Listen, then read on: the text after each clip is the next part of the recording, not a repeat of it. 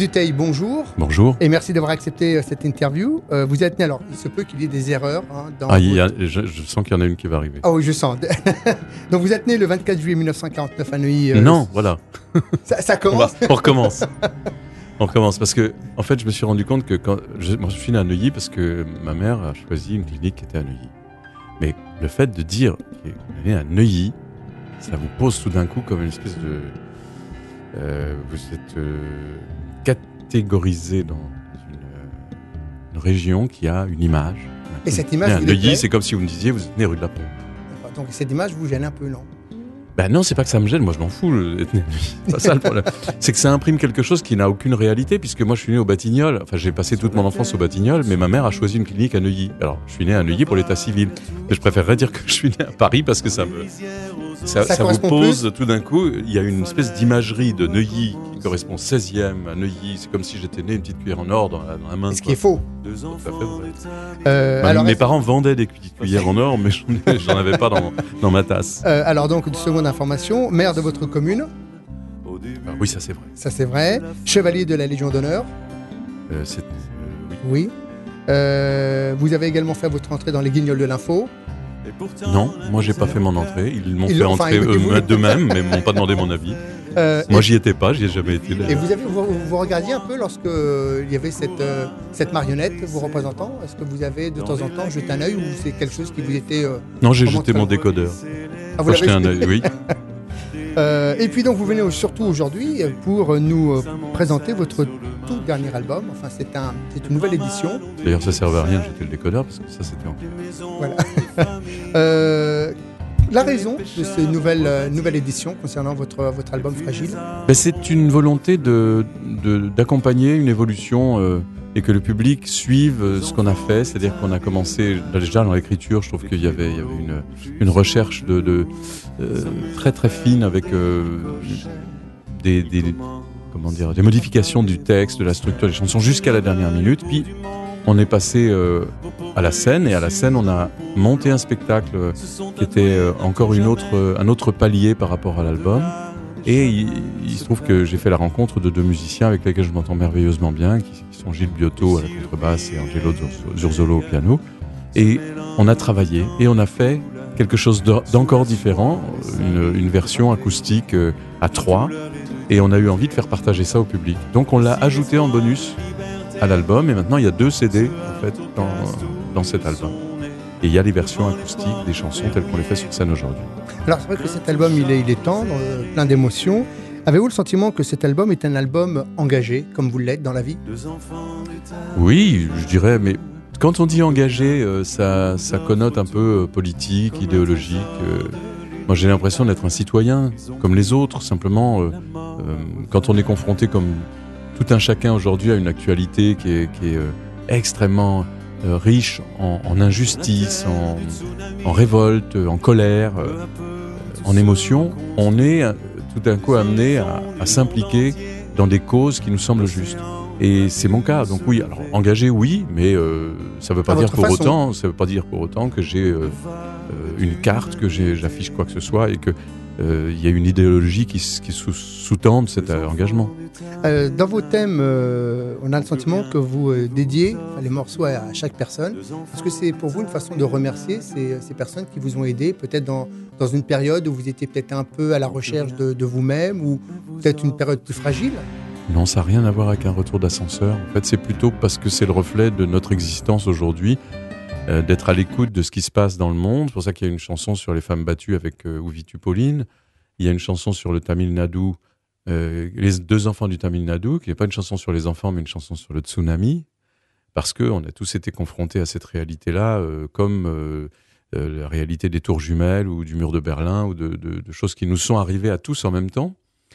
Il y a des chansons tendres, il y a des chansons qui sont en prise avec notre époque.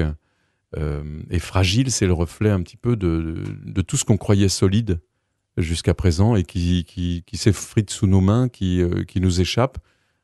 Donc c'est aussi nous-mêmes le reflet que nous renvoie notre existence dans cette fragilité qui est quotidienne et qui nous oblige à trouver des parades, à devenir habiles pour échapper à notre fragilité ou pour ne pas être trop vulnérable malgré cette fragilité. C'est un peu le thème de l'album. Alors justement, concernant ces parades, retravailler ces 4 versions en version acoustique, est-ce que cela vous a demandé un travail colossal?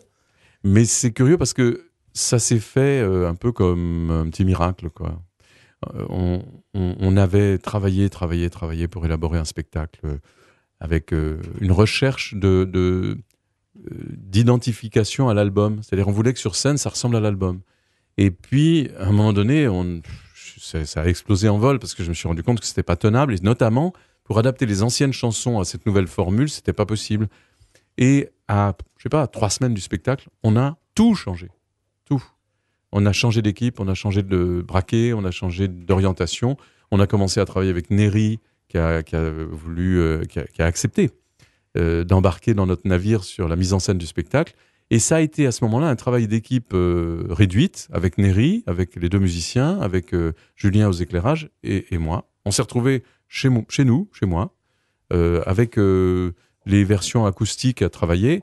Et tout ce qu'on avait travaillé depuis des mois et qu'on n'arrivait pas à mettre en place s'est mis en place en 5 jours. C'est donc, quand vous dites un travail colossal, si on considère que tout ce qu'on a fait avant n'était pas inutile, oui, mais en réalité, à partir du moment où il y a eu le déclic, ça s'est fait rapidement. Comme un déclic, voilà.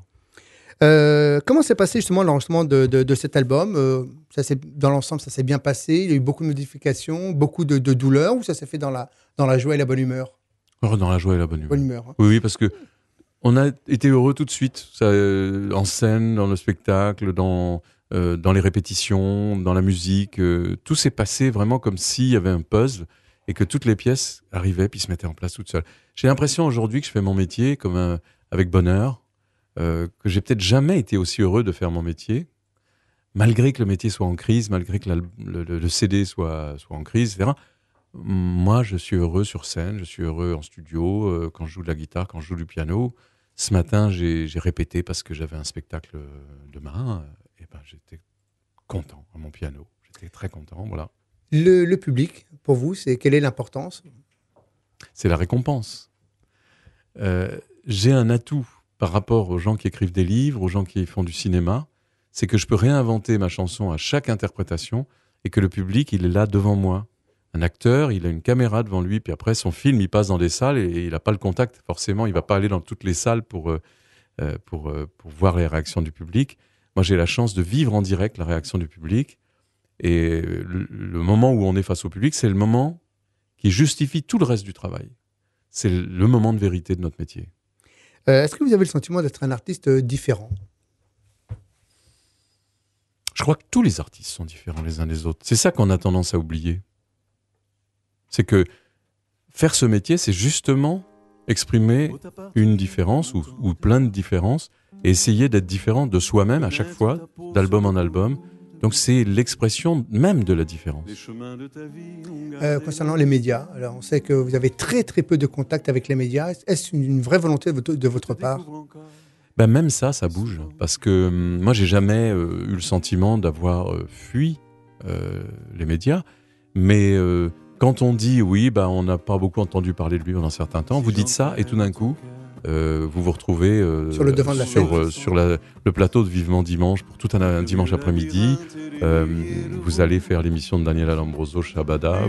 On vous a vu à Québec sous les étoiles avec Diane Dufresne en duo chantant la langue de chez nous. Et il y a un décalage. En fait, notre métier, c'est un peu comme un flux, un reflux. On est là, on n'est plus là, on revient, on repart. Et au moment où on dit on vous voit pas assez, c'est là où on vous revoit beaucoup. Donc vous avez l'air complètement parano de dire qu'on vous voit pas assez, quoi. On sait que vous avez énormément voyagé à travers le monde. Quelles sont plutôt les salles qui vous ont le plus marqué?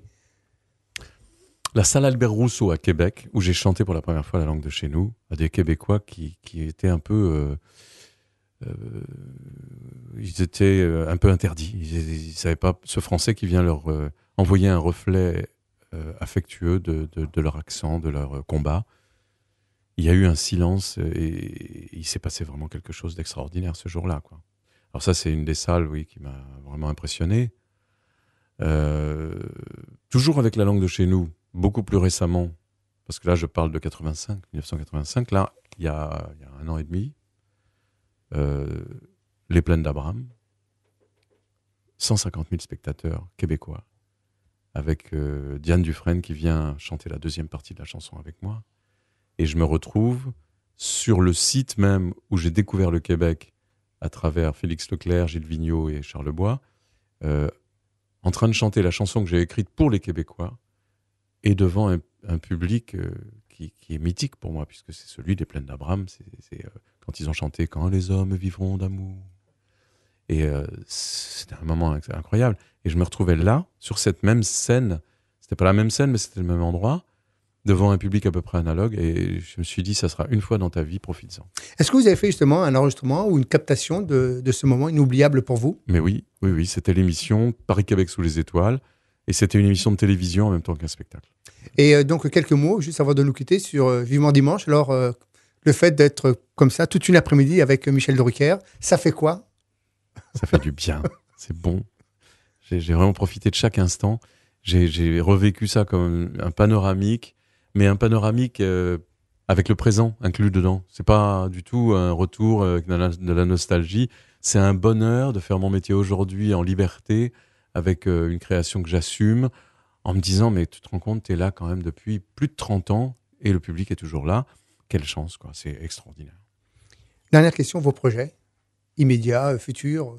Je suis en tournée avec ce spectacle, donc j'aime beaucoup ce voyage. Et puis, je commence à écrire des chansons pour d'autres. Je vais me mettre à penser à un nouvel album, parce que j'ai très envie de recommencer à écrire.